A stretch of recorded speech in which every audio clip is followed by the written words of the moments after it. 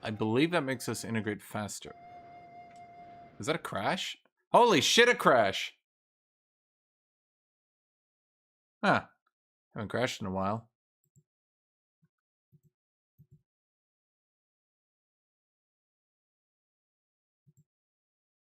I guess I'll be done for now. I'll probably continue this game, but...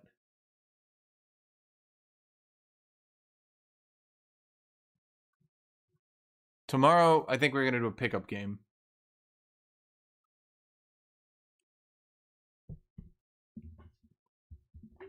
Yeah, tomorrow I'm hoping to do like a multiplayer pickup or something. That'll be fun. At the very least, it'll be content. It'll be interesting for you guys. Maybe the Switzerland game wasn't as fun for you guys as it was for me, but it was, in fact, fun for me, actually. And I can tell by the average view duration that despite not getting the most viewers, a lot of you guys did stick around. Probably won't be there. Well, fuck you, Claude. What the shit?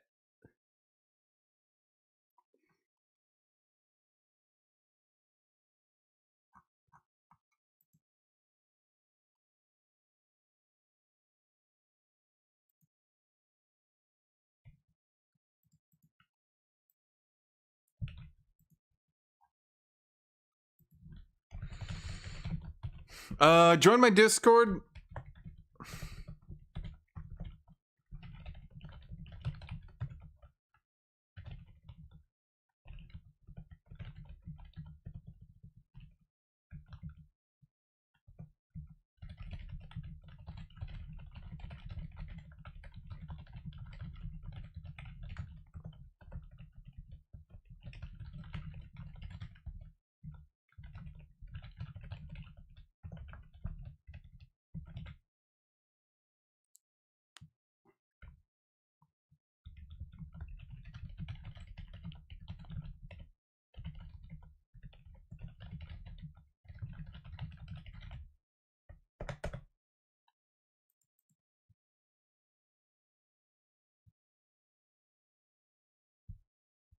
Stick around to, yep, me too.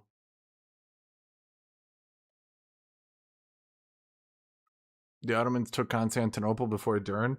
Then they'll actually do decent. In that one situation, they'll actually do decent.